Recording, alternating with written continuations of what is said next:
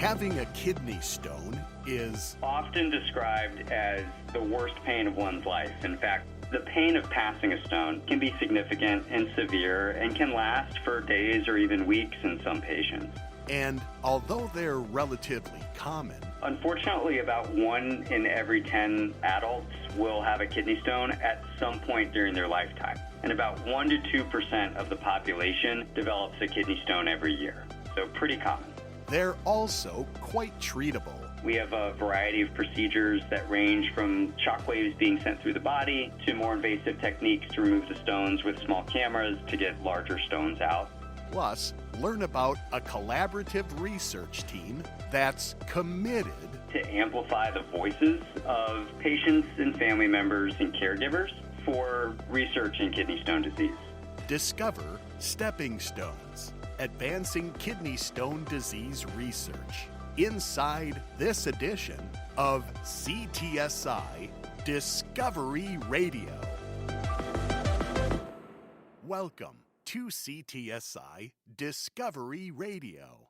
I'm your host, Brian Belmer. CTSI Discovery Radio is brought to you by the Clinical and Translational Science Institute of Southeast Wisconsin. The CTSI is a consortium of researchers, doctors, scientists, and others representing 8 institutions, including the Medical College of Wisconsin, Milwaukee School of Engineering, Marquette University, the University of Wisconsin-Milwaukee, Children's Wisconsin, Froedtert Hospital, Versity Blood Center of Wisconsin, and the Zablocki VA Medical Center. The CTSI works collaboratively across all of our member institutions in advancing biomedical research and finding new drugs, treatments, therapeutics, and interventions that are better, faster, and more economical than ever. Our mission is advancing health through research and discovery.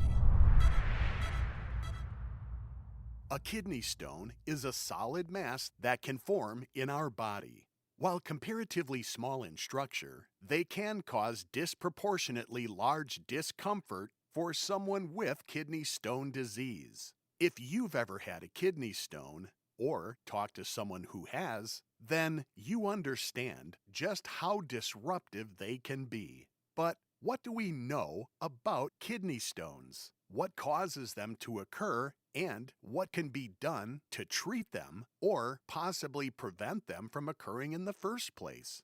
We wanted answers, and we got them from Dr. Jonathan Ellison, Associate Professor, Department of Urologic Surgery, Division of Pediatric Urology at the Medical College of Wisconsin, and a practicing pediatric urologist at Children's Wisconsin, who tells us a kidney stone is mineral deposits in the kidney, and it grows a lot like those crystal growing kits that we had when we were a kid. The molecules that sort of stick together and then crystallize and grow outward.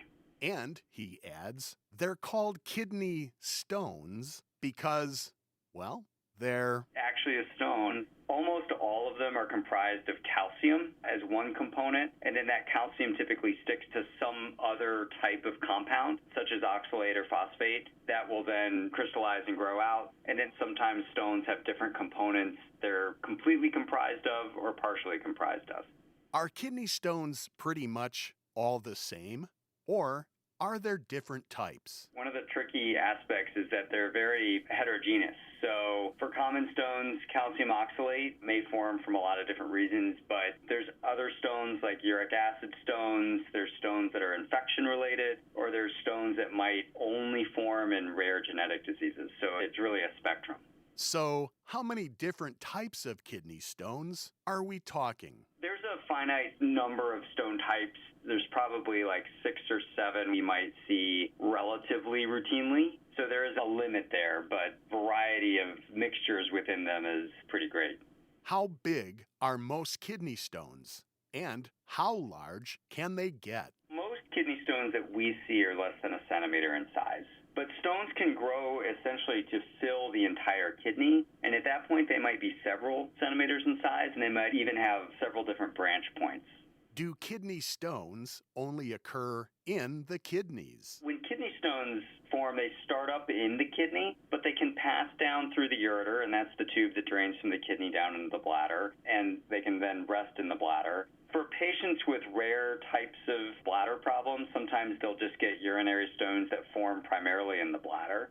This causes me to wonder, and maybe you do too, are kidney stones related to gallstones? We often get asked about other stones in other places of the body, such as gallstones in the gallbladder, which is completely unrelated, different disease process, but listeners may be questioning that. Is it possible to have more than one kidney stone at the same time? It is, yeah. Most people present just with one stone, thankfully, but it's possible to have stones in both kidneys. It's possible to have a stone up in the kidney and one down passing in the ureter. So we can see a whole variety of presentation number. Next, Dr. Ellison shares his expert insights on what causes someone to develop a kidney stone. The reason to form kidney stones, that is vast. Anything, any perturbation, whether it's change in your exposure to the environment, an underlying disease process that causes too much of the substances, such as calcium and oxalate, to form in the urine, or too little of other substances that prevent those crystals from sticking together, that can cause stones. It's really a complex combination of underlying diseases, diet, and lifestyle choices, sometimes environmental conditions, such as exposure to very hot environments. Certain medications, or rarely like a single gene mutation, can also cause kidney stones. What are some of the specific lifestyle choices that can lead to kidney stones? From a lifestyle standpoint, not drinking enough water is the biggest risk factor for kidney stones. Other components of diet, such as high salt in your diet, such as high animal protein in your diet, can also tend to increase your risk for kidney stones. And there are other risk factors. In adults, we often worry about the metabolic syndrome, and that's often tied to obesity, diabetes, heart disease, or cardiovascular disease, and those might be risk factors for stone disease. But a lot of adults that get kidney stones don't have any of these risk factors. So there are some risk factors, but just because you don't have them isn't 100% protective. Who typically gets kidney stones? Are there some people more susceptible than others? Kidney stones can present at any age. They're much, much more common in adults than children. But I would point out that the fastest growing demographic of patients are teenagers, especially teenage girls. Any idea how to account for that? We don't exactly know why. There's a lot of theories, the Western diet, lifestyle, fluid intake. Some people have hypothesized that there might be some hormonal changes that happen around puberty that drives some of that, but we don't really know why there's a driving increased risk in that specific teenager population.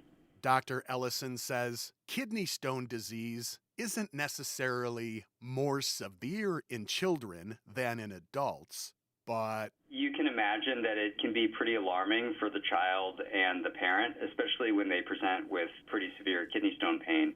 We do try to more aggressively work up the reasons for kidney stones in children because children are more likely to have underlying disease processes that might be causing their kidney stone disease. The majority of them still are just related to diet and lifestyle, but we do that extra deep dive for children with kidney stones, acknowledging that it might be an underlying disease there. What about in adults? In adults, it could be a marker of general health issue like diabetes or heart disease, but typically it's not the first thing that presents when you have one of those diseases. How common are kidney stones? Not great news. Unfortunately, about 1 in every 10 adults will have a kidney stone at some point during their lifetime. And about 1 to 2% of the population develops a kidney stone every year. So pretty common. What are typical symptoms when someone develops a kidney stone? When patients develop symptoms from a kidney stone, it's typically a side pain on the side that the kidney stone's on, potentially some blood in the urine. Sometimes if the stone's passing, nausea and vomiting as well. There's another subset of patients, maybe a third or so of patients will present just with an incidental finding of a stone because they got an ultrasound or a CAT scan for another reason. What are treatment options? Kidney stones can be observed if they're not blocking the kidney, but if they're blocking the kidney, if they're larger or they're in the kidney and the patient just doesn't want to watch them, we can remove them. We have a variety of procedures that range from shock waves being sent through the body to more invasive techniques to remove the stones with small cameras that drive up into the kidney or even through the back to get larger stones out. And then, of course, there's nature's way. Stones that are passing in the ureter can pass spontaneously as well. When a stone reaches that ureter tube, which runs from the kidney down into the bladder, the tube actually is a tube of muscle, and it'll peristalse or squeeze in waves to push the stone down. And so in the best case scenario, the body will take care of itself and squeeze the stone on out. But Dr. Ellison doesn't sugarcoat it.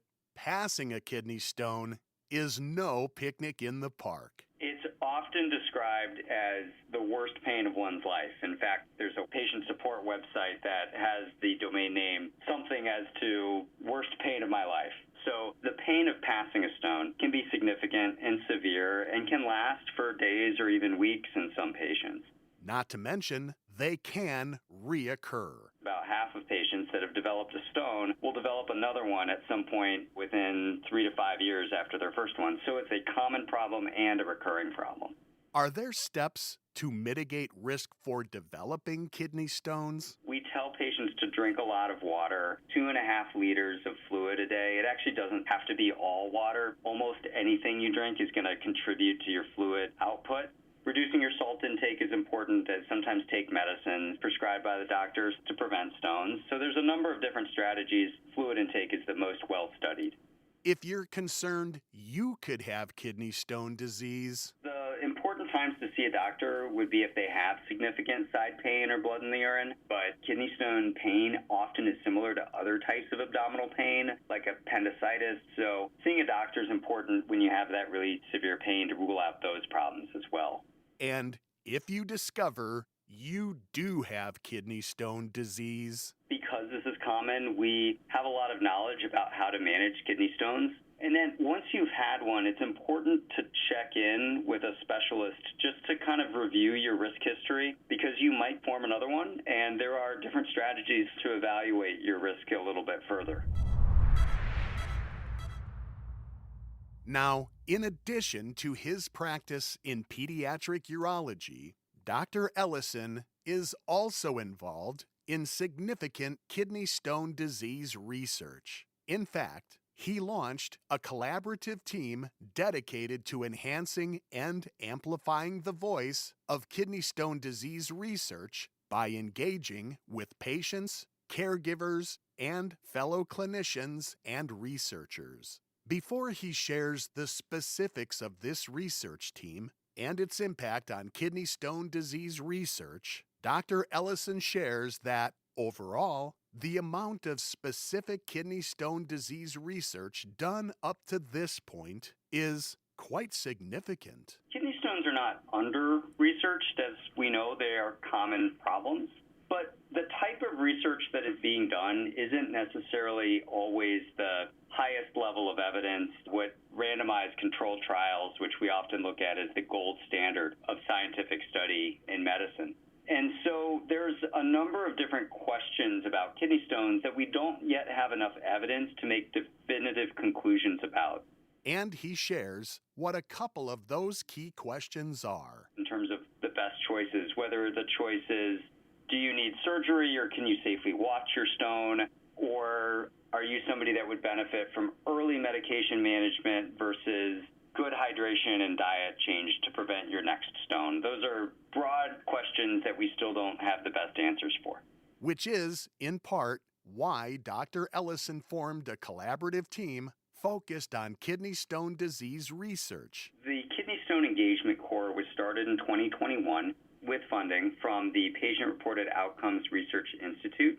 And the Kidney Stone Engagement Corps was founded with the idea that we need to include more patients and caregivers and family members when we're formulating ideas and research studies to make sure that the studies that we're doing, the trials we're running, are relevant to the patients and their families, who are really the reason why we're doing the trials in the first place. What exactly is the stated mission of the Kidney Stone Engagement Corps, or KSEC? The stated mission is really to amplify the voices of patients and family members and caregivers for research in kidney stone disease. Who is the Kidney Stone Engagement Corps comprised of in fulfilling their mission? Kidney Stone Engagement Corps has about 20 individuals. More than half are patients, caregivers, and advocates for kidney stone disease. And the remainder are adult and pediatric urologists or nephrologists. We have a microbiologist researcher and a dietitian in our group as well. And our group really partners with a lot of different organizations, several research and advocacy organizations such as the Oxalosis and Hyperoxaluria Foundation, to gain a broad reach of our members. As mentioned, the KSEC includes patients, their families, and caregivers. What do these non-medical professional members bring to this collaborative group? They bring their own lived perspective, which is invaluable. So they are patients or they're parents of children with kidney stones, and they have navigated the difficulties of passing stones, of receiving their diagnosis, of undergoing procedures to remove the stones, and their perspectives really inform researchers about what we need to study and how some of our clinical trials should be developed in order to ask these questions. Reflecting back on his career, how did Dr. Ellison become interested in kidney stone disease treatment and research? I became interested in kidney stone disease when I was a urology trainee, and I was fascinated by the combination of both the types of procedures we do to remove them, as well as this whole concept of the underlying medical and chemistry that drives kidney stone formation. As he got further along in his training and experience, I really enjoyed kidney stones. I also really enjoyed the component of pediatric urology, and so I sort of merged the two together for a lot of my research. But while he's specifically a pediatric urologist, he points out the Kidney Stone Engagement Corps is focused on research for patients with stone disease across the lifespan, so not only children but adults as well, where it's much more common. And in case you're curious, like I was, if he became interested in kidney stones from personal experience having one, of course I asked. I have not had a kidney stone. I am worried that one day I might get it, but I'm drinking my water bottle right now to help prevent them. Back to the Kidney Stone Engagement Corps and his leadership of it. Who is the KSEC designed to engage with? The group is primarily designed to engage with researchers who want to ensure that their ideas and their research designs are patient-focused. But there's a component of everything we do, which is to return the results of our clinical trials back to the medical community, but also the community of interest, right, which is the kidney stone community for our research. And so they also have some component of engaging, maybe indirectly, with the larger kidney stone community as well. Just last year, the KSEC had a paper published in the journal Urology on their study titled A Patient-Prioritized Research Agenda for Clinical Trials in Kidney Stone Disease. Dr. Ellison shares the identified need for and importance of this study. I'm glad you highlighted the study. There's a lot of questions that maybe need to be answered for kidney stone disease. We don't have that high level of evidence yet. But when researchers start to plan those really, really high level, very rigorous randomized controlled trials, it requires a lot of resources, it requires a lot of time, it requires a lot of focus. And we thought it would be helpful to have some patient and caregiver input as to what are those most important clinical studies that should be done from the patient and caregiver perspective.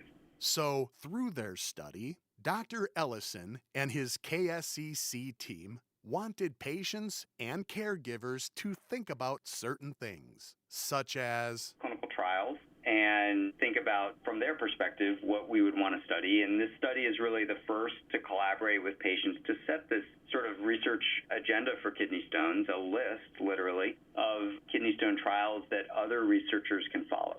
How was this study conducted, and what did participation involve? We worked with patients with kidney stones and their caregivers, if they were children, to provide insight through first surveys and focus groups. And then we had an additional set of individuals that helped rate the importance of the topics that we discovered through those surveys and focus groups. And along the whole way, the KSCC worked alongside our team to provide input as to the design of the surveys or the focus group guides. And then we started with about 40 questions. We whittled it down to about 10 or 15. And then the KSCC then further whittled it down to about 5 or 6 questions to finalize our research agenda. So in all, it was about 200 individuals, including patients, caregivers, researchers, clinicians, and advocates that worked on this study. What were the significant findings derived from this research study? The patients really want to see research that emphasizes shared decision-making with their clinicians on kidney stone disease. They want to see research that can measure the burden of disease, especially the psychosocial components, the stress of having a kidney stone. Many of our participants had surgery, so much of their focus was on surgical management, but prevention and observation were also key studies that we sort of proposed coming out of this research agenda. On the heels of this published study, what are the research priorities of the KSCC today? Some of the specific findings from our study, such as enhancing shared decision-making and patient-centered education around surgery, we are currently focusing on. We also are collaborating with a group to propose a trial to better understand observation and treatment for kidney stones. And we're working with the National Institutes of Health on a funded project right now to develop a large data repository for kidney stone patients. And within this project, the KSCC is looking to ensure that the data collected are patient-centered and will be available to answer the questions that are most important to patients and their families. So a fairly broad scope of research, but the theme throughout this is that it's all very patient-centered and it comes back to the patient being first. To this point in time, how does Dr. Ellison view the overall understanding of kidney stone disease? It is seen as a common problem. It's known to be common, but because it's so episodic, I think researchers and some patients and families tend to think about the management in the moment. But many patients, especially those with recurrent stone disease, are more likely to think also about their experiences between the episodes of surgery, stone passage, or other events, and really the fact that if you've had a kidney stone, if you've had several, it could impact you every day, even if you may only develop a stone once or twice a year. What is he most proud of that the KSCC has contributed to this point toward better understanding and positive outcomes of kidney stones? All of our work has really been focused on enhancing the patient voice in the process of research for kidney stone disease, and I'm really proud of that. There really wasn't an avenue for that sort of patient involvement before our group started. And I think that that's going to translate into clinical trials that patients are going to want to be a part of, as well as clinical trials that are going to produce meaningful results that are going to change the lives of patients with kidney stone disease. Is then the KSCC a novel or unique entity, or are there other groups like the KSCC in the U.S.? We are pretty unique for kidney stone disease.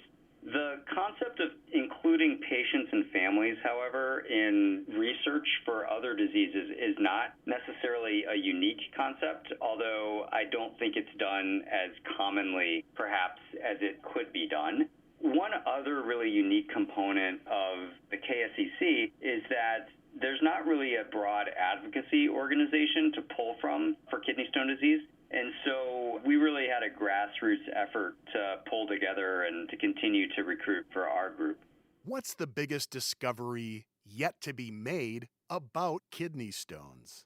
It's difficult to pinpoint only one, but one would be to understand why certain individuals form stones and really personalizing the components of the evaluation. I think that would be massively important in helping to drive future prevention. The other thing that we think about, which is really chemically implausible right now, but is sort of listed as the holy grail of stone disease, is if we could figure out a way to dissolve stones rather than having to break them apart.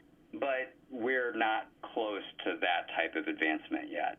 However, the KSEC is uniquely positioned to possibly help make these necessary discoveries. KSEC can tell us if we're on the right track. Researchers often talk about the so what, if you will, for their research proposal, and patients can really tell us the so what. They can tell us if it matters or not. Secondly, they can provide a lot of insight into how you might recruit patients once you need to start studying these questions. Going forward, what are the long-term goals of the KSEC? What's ultimately hoped to be achieved? Research is always producing more questions that could be answered. So our goal is sustainability.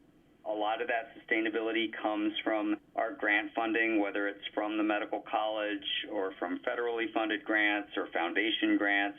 And we're going to need to continue to work with researchers to make sure that we are sustainable. And we want to continue to expand our reach as it pertains to kidney stone research. And the ultimate goal would be to see several of our currently proposed trials end up with final research results that will impact and improve the lives of patients with kidney stones. If you want more information about kidney stones in general, there's a number of good resources online. The Urology Care Foundation and the Kidney Stone Collaborative websites are a couple of good examples. Or for more information about the Kidney Stone Engagement Corps, our website's www.kidneystonecentral.org. We have information about patients, caregivers, researchers, and clinicians that work with our group. We have a number of summaries of our current and ongoing work. We have a newsletter, and we also have opportunities if people with kidney stone disease want to participate or learn more about engaging with the KSEC. There's an avenue to do that as well. And Dr. Ellison wants patients with kidney stone disease to remember the KSEC is designed with you in mind. The KSEC really works to enhance research for kidney stones by providing a platform for patients to give their opinions and insights into the research development. Patients have a voice in how research resources are being used. For kidney stones, there hasn't necessarily been that structure for patients in the past. And patients can greatly influence the ideas researchers are taking to study. They can influence how a clinical trial is being designed. They could provide insight into what kind of outcomes we're studying that might be most relevant for patients. We do need well-designed trials, and we need our patients and their caregivers to provide us insight into how to design those trials most effectively. Great work. But now, that's all the time we have for this edition of CTSI Discovery Radio. As always, thanks to our guest for appearing on today's show, Dr. Jonathan Ellison. I hope you've discovered something by listening to today's show, and I'm doubly hopeful you'll join us again next time. CTSI Discovery Radio airs the third Friday of every month. Make an appointment on your calendar and join us for each episode. On behalf of the Clinical and Translational Science Institute of Southeast Wisconsin and all of our affiliate partners and members, I'm Brian Belmer, wishing you happier, healthier days ahead. For more information about research or to listen to the podcast of this or any of our shows on demand, please visit our website at ctsi.mcw.edu. You'll also find CTSI Discovery Radio wherever you listen to your other favorite podcasts, including on Amazon, Apple, Google, Spotify, and more. And when you go to our CTSI website, be sure to sign up and become a CTSI member. CTSI Discovery Radio is written, produced, and hosted by Brian Belmer in collaboration with WMSE Radio. The CTSI and this program are under the direction of Dr. Reza Shakir.